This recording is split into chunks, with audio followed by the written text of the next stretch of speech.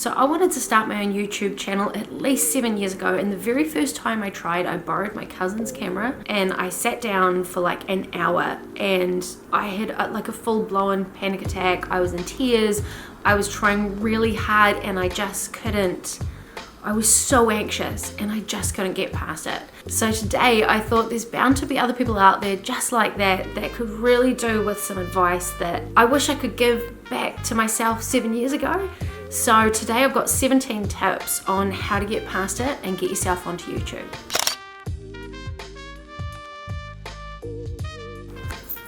Number one is don't overcomplicate it. Allow yourself to be the newbie that you are. I was recently watching a YouTube by a creator called Big E, and he talked about it like it was a crutch that you just didn't need. And it rings so true for me. It was like I was trying to overcomplicate the entire process, and I had all these ideas of what I thought that I should do.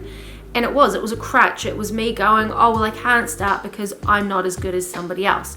But if you never start, you will never get to the level that they are at. And I'm the kind of person that I don't like to practice things in front of other people. So coming on YouTube and actually getting over that fear of talking to the camera and doing this and then posting it, that's huge. But the biggest problem I had was I was always trying to overcomplicate it. Number two, don't even think twice about anything until you have 100 videos up and published. You'll start to find yourself and your voice and the authentic version of you after 100 videos, because it's really awkward when you first go on camera and it takes a while to really relax into it and get into your groove. Not to mention that so many people go on and they're like, oh, I need to know what to create for my audience.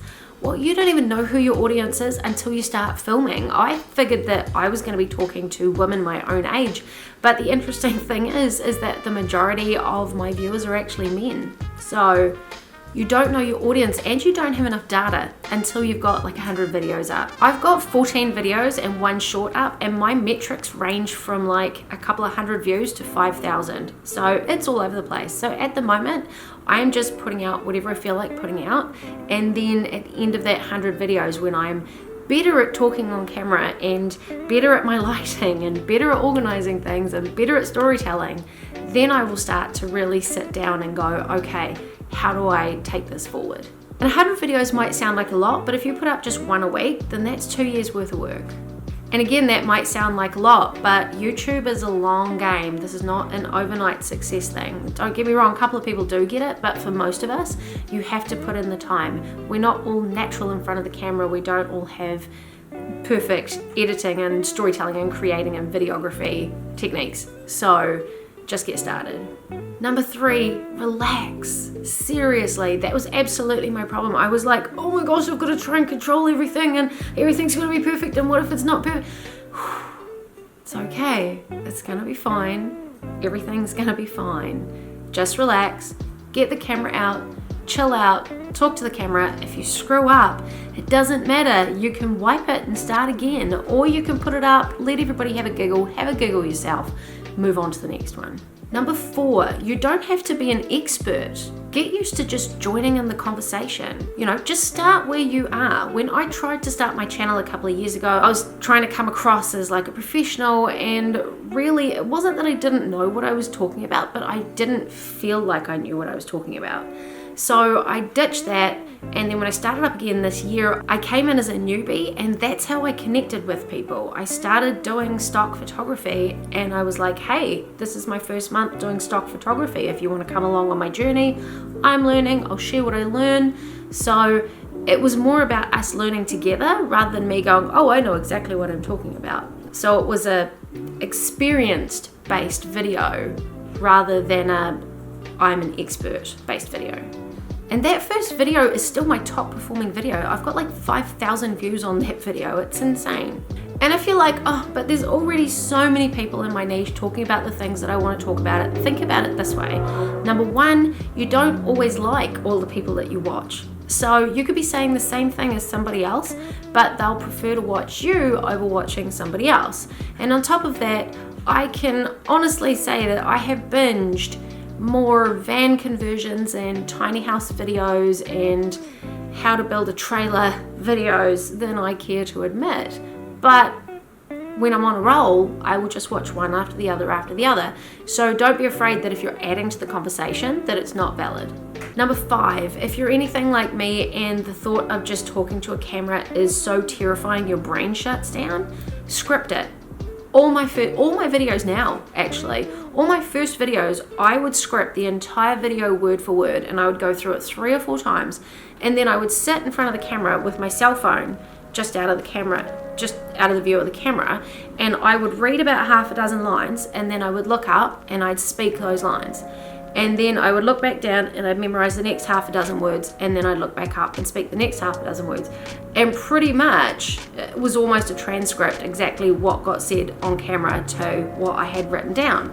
And then in the editing, I would just go through and make tight cuts around the way that I was speaking. And it was kind of awkward, and it took a long time because you've got to go in and cut everything to make sure that it all sounds right.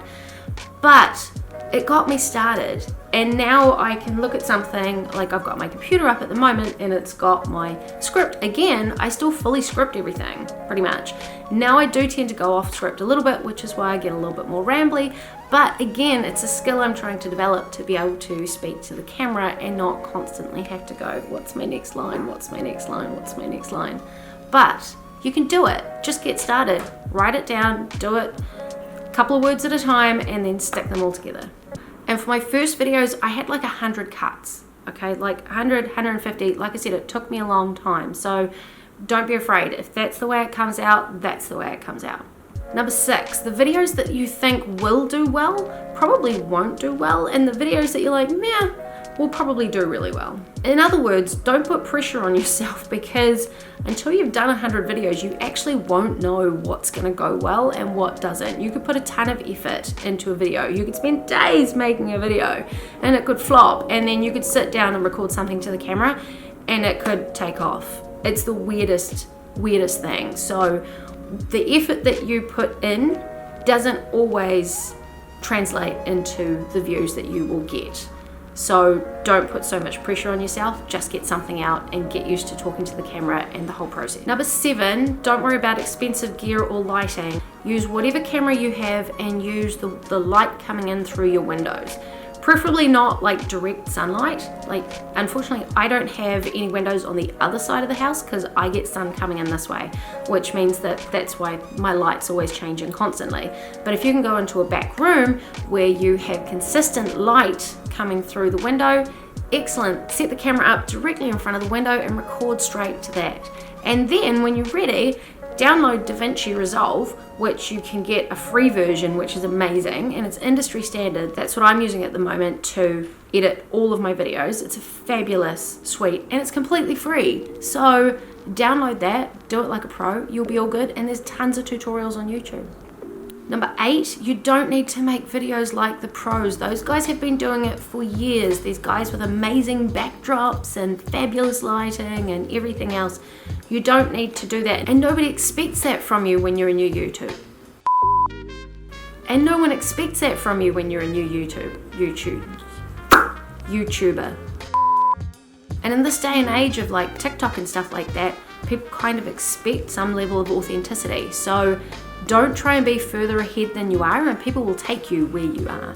Number 9, it's not about you, part 1. It's about helping someone else. So stop thinking about yourself. You might want to be an influencer, or you might just want to share whatever it is that you know, but just remember that you're doing it for the person on the other end of the camera. So you need to get out of yourself and go, it's for them, not for me. And number 10, it's not about you, part 2. YouTube's job is to keep people on the platform so that they get advertising revenue. Think of it a bit like the law of gravity. Let's say Mr. Beast and I jumped off a building at the same time. We would both hit the ground at the same time. And it's the same thing on YouTube. Mr. Beast and I put out videos. Our videos get served to people, and then they decide whether or not the video is worth watching. So if you're not getting the views, it's not because YouTube's not serving up what you're putting out, it's because YouTube wants to keep people on the platform, and what you're creating at this point in time is not keeping people on the platform, or they're clicking away from it. So just realize that if your analytics aren't that great at the beginning, that's completely 100% normal, and all you need to do is just focus on getting better with every upload. And then YouTube will do its bit to keep getting you out to more people. Number 11, storytelling trumps pretty much anything except like horrendous lighting and really super bad sound. You have to be able to be heard, you have to be able to be seen clearly. But storytelling is just another skill to learn on this journey, and I am well behind my storytelling skills, so that's something that's on my to-do list as well. So I missed number 12, so I'm gonna like stick it in now. Number 12 is do it scrappy. In other words, go down to the second-hand shop, pick up things that you can hang behind you. You can make a backdrop out of anything that you want to.